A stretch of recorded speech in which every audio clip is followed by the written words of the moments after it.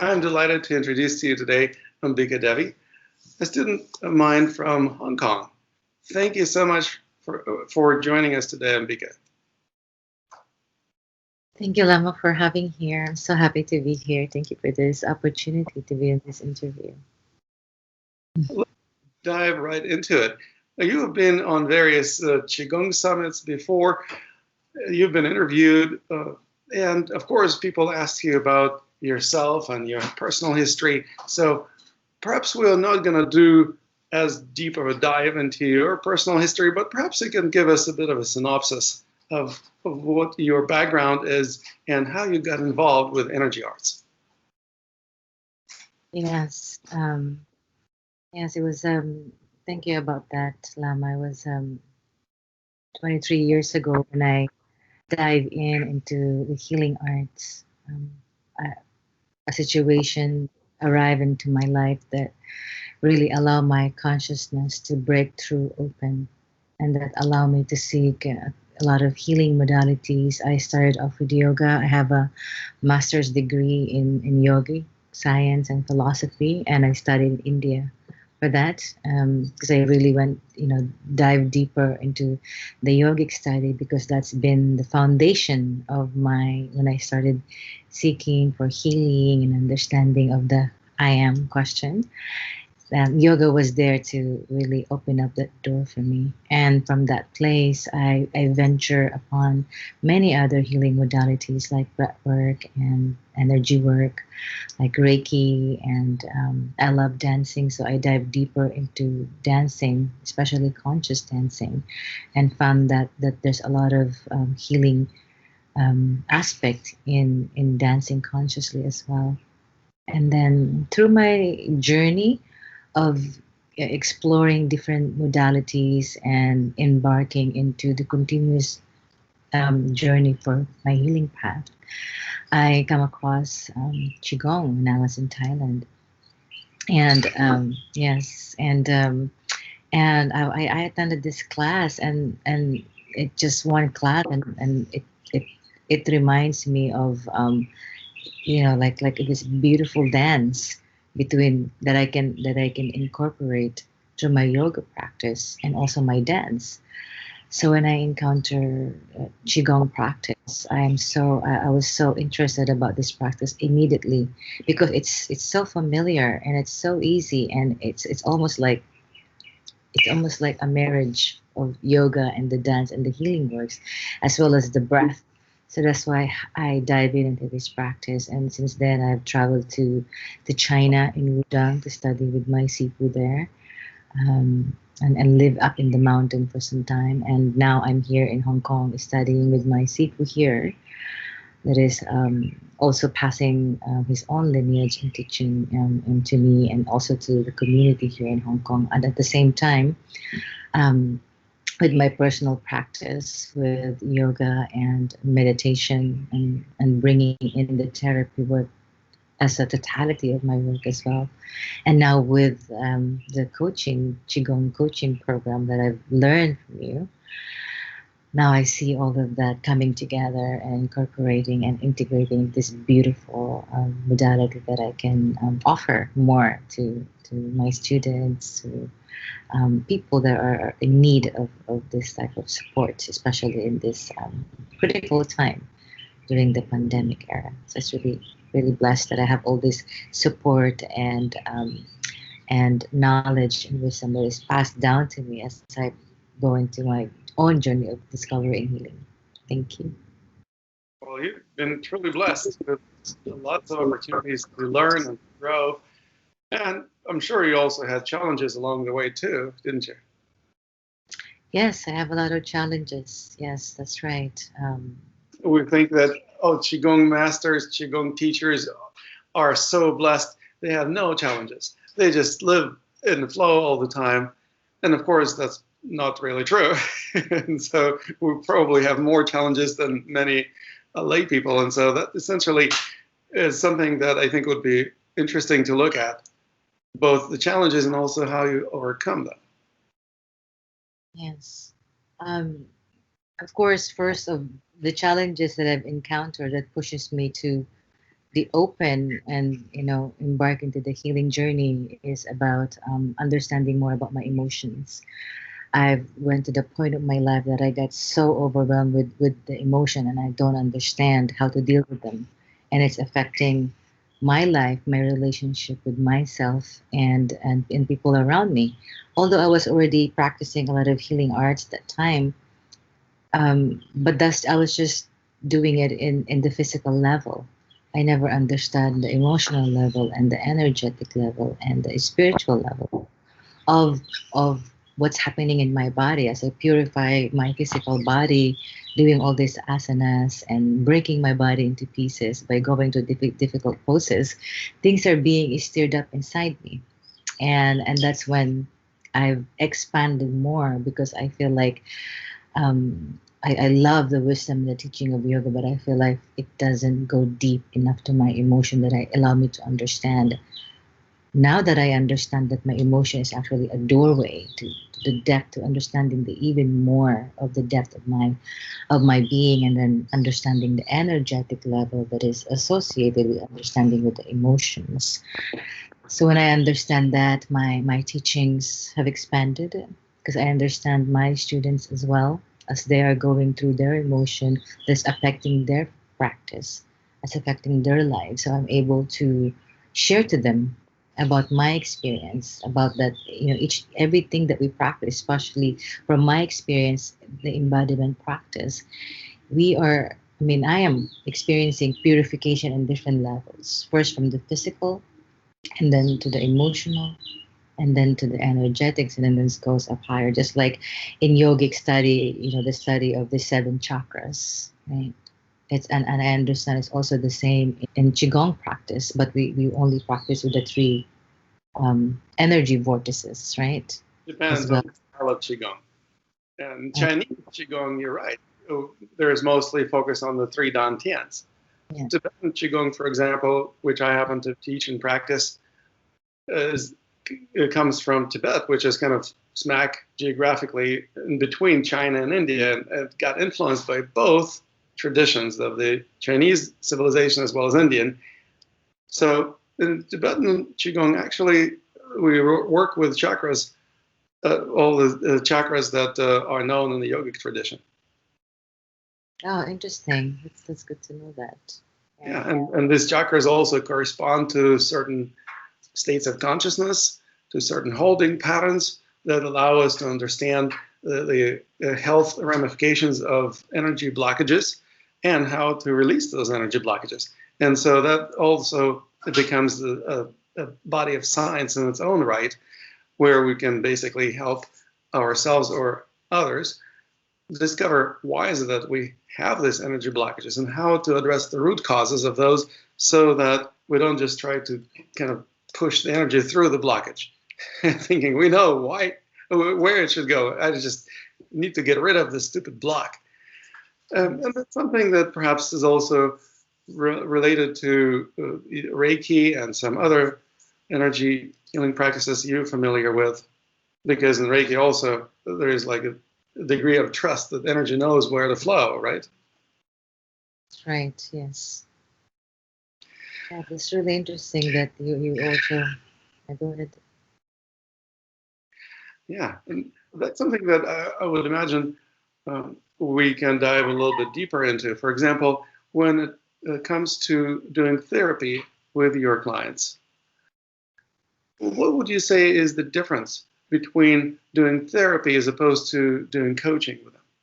I feel this is something that my greatest discovery of diving into your coaching program. At the same time, seeing myself also, how can I integrate the being a coach in my therapy work?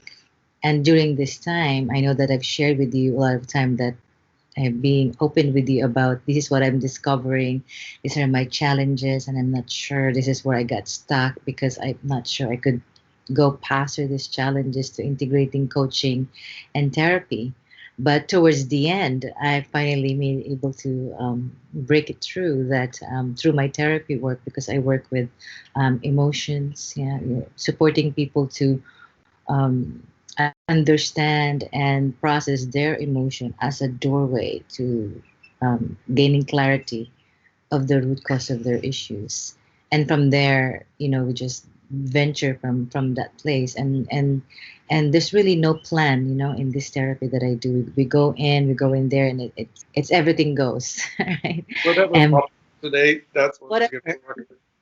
That's right. Yeah, whatever pop up today, for example, I have a pain in my shoulder. Okay, let's go there. What's the emotion there? And then and and from there we go in, and that goes to the, childhood, and maybe past lives, or yeah, we go deep. But then in the and in in your coaching program, I understand that it's all about planning ahead of the future, and and understanding, okay, there's a struggle here in this moment right now, then let's visualize where where we want to be, or where you want to be, so that you can come through the struggle.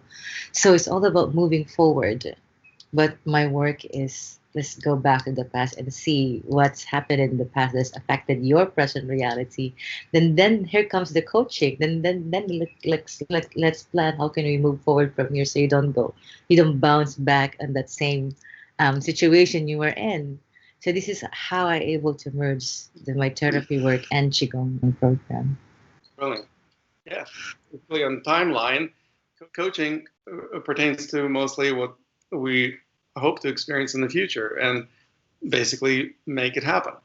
So, if therapy is needed in order to progress any further, great. Then we need to receive therapy to heal whatever ails us that stems from the past. But then now what? Now you have the capacity, you have the motivation, you have the skills or resources.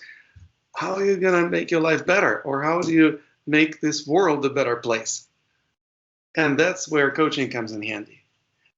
I would say there is one more, a very specific distinction, in that the coaching addresses the way we need to be in order to manifest and live our dreams. So it's a very ontological way of basically reworking, reinventing ourselves, discovering who we would rather be if we were actually to achieve what we are here to achieve in this world.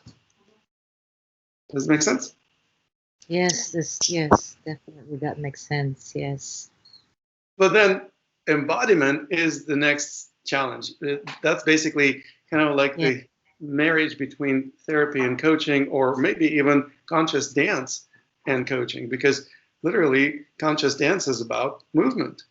Well, Yes. learn how to embody through movement that new way of being, because you are the way you move. So if you move in a different way, you operate in a different way of being. Exactly. Yes. Let's take a look a little bit more at how you work with your clients and who your ideal clients are, first of all. Who would you say are your favorite clients, or the people you would like to attract as your ideal clients from this point on? Yes, thank you for that question. Yes, my ideal client, of course, is those beautiful people that is also resonating with the same journey that I've been. And here in Hong Kong, mostly I'm working with women. It's not a preference, but it seemed to be women that is attracted, to my work. Um, To and you. So that's the reason that the other women relate to your experiences better than men. yes. But I have some, a couple, and I have, a couple of men also working with me. But what I really wanted to attract is people that, especially when they're on the verge of um, their awakening process, like they're asking, what's going on with me, this emotion, I don't understand what it is. I want to understand, I want to become better of how I react to triggers, about relationship. I can't deal the energy at work. I don't seem like I fit in. So these are the type of people that I'm my ideal clients, that are ripe and ready and hungry, and wanted to understand, what's happening in their life, what all these changes is, what are the emotions, and understand that they realize that they have a better they have a higher purpose in their life. They just don't know what it is. So my support is to support them, make a jump, take a leap, and understand like, oh, I have already everything that I have. I just have to get through the fear. So it's just the support for them to support themselves so they can realize who they want to be and where they want to go, and when they can going to do that. These are my ideal clients. That's fascinating. Well, and the leap that you're talking about, I would hope that it would be taken in a number of baby steps. So people Yeah. don't just leap hoping that they're going to get somewhere where they would rather be, but rather take little baby steps in the right direction, because it's much more manageable, a lot less scary, easier to maintain momentum, but at the same time easier to adjust, course correct if necessary. Because sometimes when we leap, we make an assumption that we're going to land in a better place. It's not always guaranteed. And so taking smaller steps is always easier and more harmonious of a journey than taking a large leap. But I'm sure that people who you work with understand that as well, don't they? Yeah. I mean, the big leap is actually the last. That was the result towards the end of a long process already.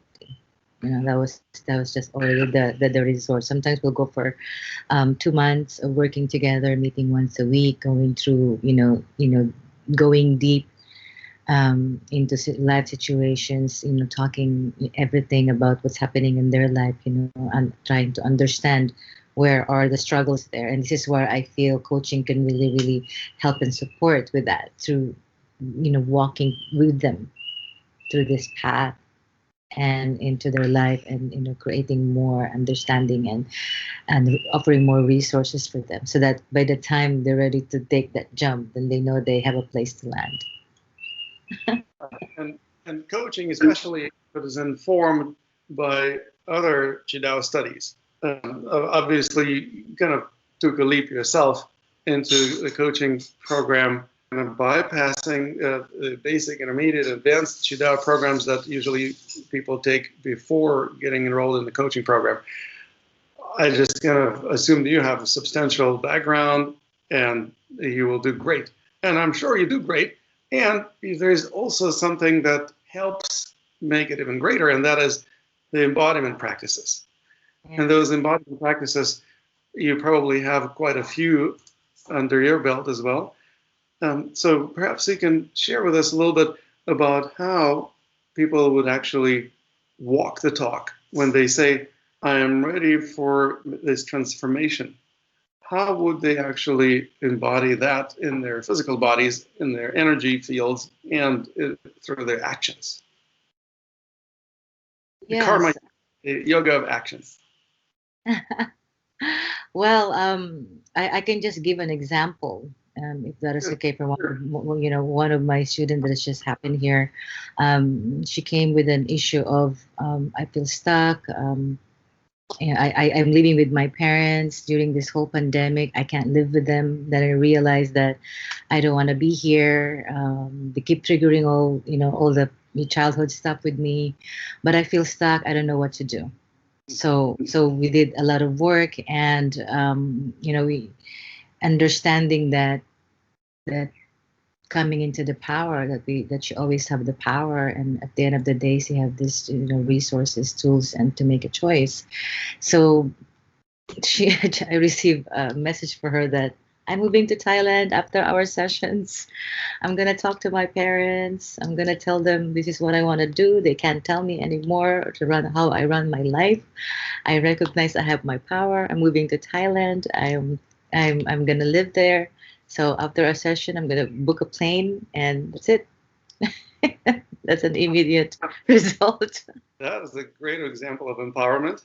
Yeah, that's right. Well, and yourself, not like you are going to be at the same place for a long time. I understand that you are also planning on moving to another country.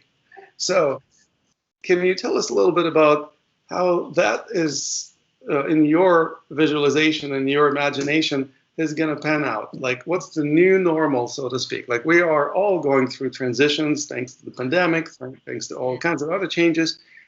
Nothing is the same as it was just a year ago. So, tell us a little bit about your dream of what you intend to manifest.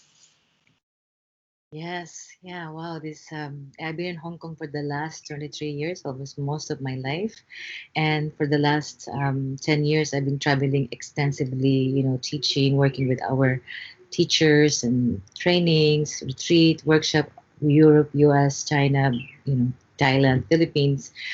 But then during this pandemic, I came into a realization that wow, I have this land in the Philippines by the water for the last 7 years. It's just sitting there, and as I see the world move into this big change, big shift, and there's this a lot of issue around food and food supplies and home, community, resources, and it's just clicked to me. It's like, what am I doing? I have a land in the Philippines, fertile ground, very good soil to farm by the beach in a tropical island in Palawan, one of the beautiful, beautiful islands in the Philippines. Right. And I'm so the vision, the dream started while building a retreat center, building a community, growing my own food, and my work is I've already started transitioning all my work online. So I just gotta have a really good internet, and it's like wow. And then when I started visioning that, things are starting to fall into their places. I started moving. I already started that step of moving, packing my stuff, saying goodbye to all my community here, my students, letting them know my plans, my movement, my family, getting my family ready. And yeah, and then and in maybe 3 or 4 months, I'll be moving back to the Philippines and completing my time in Hong Kong, and jumping into the next adventure into my own land in my town. Marvelous. Next adventure sounds really great. And luckily enough, you also have a new resource called Qigong Coaching that allows you to work with people long distance, no matter how far or close you may be geographically. As long as there's an internet connection, it's easy to do. And that's something that I really hope that is going to support you throughout all this new adventure. There are, of course, all kinds of other new things happening. Like, for example, students don't go to schools anymore. By and large, they just receive education online.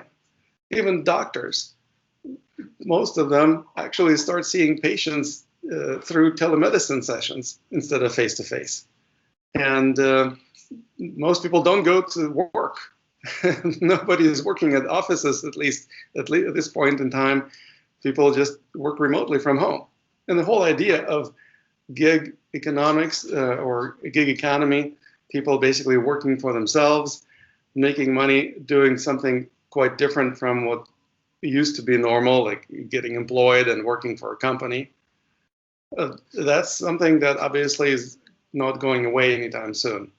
I think it's going to become only what we call new normal. What would you say about another aspect of new normal that perhaps you have some really great points of view on, and that is people become much more conscious of their health thanks to this pandemic? Yes. What do you think of that? And perhaps maybe you can even walk us through some practice that would empower certain areas of the body that may be affected by coronavirus.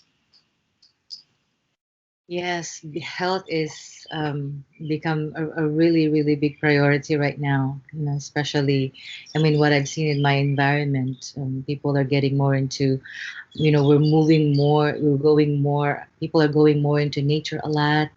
I camp a lot. I've camped 4 times already, last month. And yeah, so we are embracing more. We're moving more towards nature. We're conducting our classes in nature. We're doing our workshop and retreat in nature. People are eating more. taking care of their body more. And yeah, they are more willing to listen to their body and to listen to those experts that's been doing this work for a long time to help people become aware of their health and being conscious of what they put it into their body and how they've been living their life that is affecting their health and the way they're living their life. Yeah. So yeah, so I've been practicing here with my Sifu, and he shared with us some practice to strengthening the respiratory system. Um, my Sifu doesn't speak English. That's just what the doctor ordered. Yeah. Yes. So yeah, so my Sifu doesn't speak English. I don't speak Cantonese, so we get along really well. But So you telepathically communicate. yeah, I think they communicate. Yes. But he said that teach this to your student. Tell them this is anti-COVID practice. You can also do this while you're sitting. If standing is a struggle for you, and feet on the ground, finding your center, focusing in your chest, in your lung area, and establish your breathing from here, feeling your groundedness into the earth.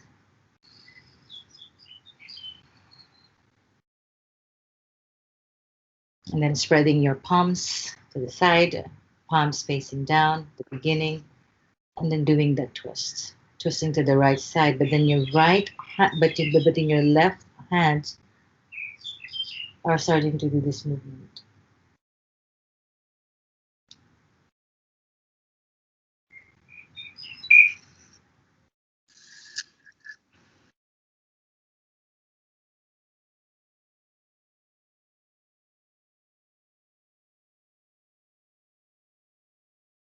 So left hand lengthen, the other right hand kind of like opening up to to to facilitate the opening of the chest and the lung area. And notice that it's gathering here into the center. And you incorporate it as well with your breathing. Any particular pattern of breathing? Sorry? Any particular pattern of breathing? Just breathing in as your hand meet into the center, and on the exhale, when you open your chest, you can breathe into your nose or into your mouth. But feel that opening, that you are expanding your chest each time you spread you open your hands to the side. And then when your hands meet in the center, feel that you're gathering that breath in. And then you're opening it up again, your chest, your heart muscle. Inhale. Exhale, inhale again. Gathering the breath to the center, opening your heart and chest, rotating. And if you are standing, this is also really beautiful. That is rotating and is stretching your lower back, your chest, your shoulder as well. So really feel this gathering of breath into the center, and then when you open, feel that opening of your heart, your lung, your chest muscle, your heart muscle is rising up into the sky. And this is really beautiful practice when you practice this outdoors in the park, when you're facing a tree. So you're really engaging that energy, this beautiful inhale and exhale, that beautiful exchange of breathing in and breathing out. So I will also invite you, if you are standing, bend your knees a little bit, stay grounded in your feet, engaging your core a little bit, and soften your spine, soften your movement. And this is also can be a really meditative flow if you close your eyes.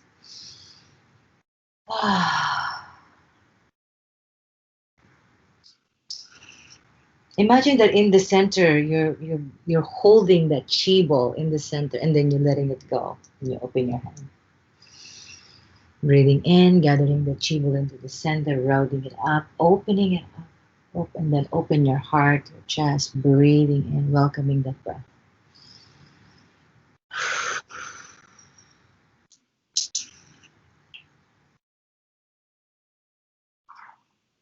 And focusing all your attention, your energy into your heart center, your lung, your chest, your breathing.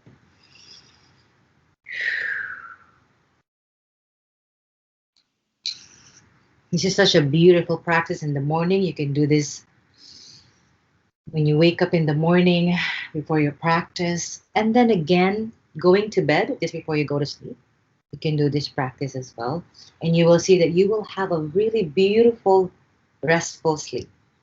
Yeah, you can do this as many times as you want. My seafood told me here, do this 100 times. 100 times. Well, it sounds very Chinese. Sure. And if 100 times doesn't work for you enough, well, you need to do 200 times because about do it 365 times once a day for the whole year. But that was just only for the right hand. It said, do this 100 times on the right hand first, and then another 100 on the left, and then another 100 on the to really open the right lung, and then for the left lung, another 100. Oh, okay. So, and if a person has any mobility issues with one arm, then they will only open one lung because Yeah, the other one just not going to work. Okay. Well, that sounds like a lovely practice. Thank you so much for sharing it. And that's something that we can obviously also play with. So, in other words, just like in conscious dance, we can incorporate it into an exploration.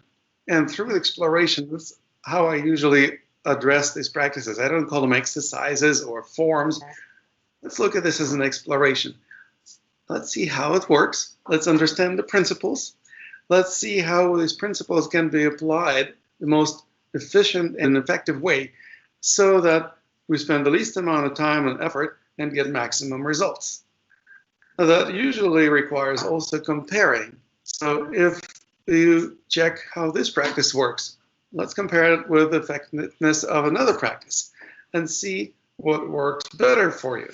What works great for one person may not work so great for another person. That's why Sifu or a master is known for creating his or her own style. Why did they create their own style? Because whatever they learned previously from the Sifu apparently didn't work so well. And so they had to create something that would work better for them. Obviously, if they created something that didn't work better, then they would just abandon that and just forget about it. But if something that actually worked better becomes the new style or new form or new technique, people start referring to them as master and Sifu, and they revere them for their genius. Well, that's something that I teach and practice, how to actually tap into that genius, because very few people in our community in Qigong and Tai Chi world teach how to become a master, how to dispense with old or improve upon it, or maybe even get creative and discover something new. That's something that obviously would empower people to become masters in their own right. And that's something that obviously you are exploring as well, Ambikha. So I'm really delighted to work with you. And I'm so thrilled to have this opportunity to share what you do with other people. What would you say Thank you, Lama. would be the best way for our viewers to learn more about your work and perhaps to sign up for your coaching too? Well, they can reach me through my website, and they can find out all the stuff that I'm offering there, and also a bit of my journey and offering in ambikha.com. That's ambikha.com, and also they can reach me through my email, which is ambikhadevi@yahoo.com. And I'm active in social media in Facebook. They can also reach me there, Ambikha Devi Karma Yoga. And I have a daily meditation every day, 9 a.m. Hong Kong time. And I guess it's night time, the other side of the world. So if they want to join me there, that would be great. And I'm available now for coaching programs, and those who are being called to work with me, you can also reach me. And I guess Lama will set up a website for us where we can book our schedule, right? Coaching Okay. program. Yes. Wonderful. Well, thank you so much for sharing about your work and about yourself. And it's been a pleasure, and I appreciate you also teaching us a practice. It's lovely. Thank you so much, Lama. So grateful to be here. Thank you so much.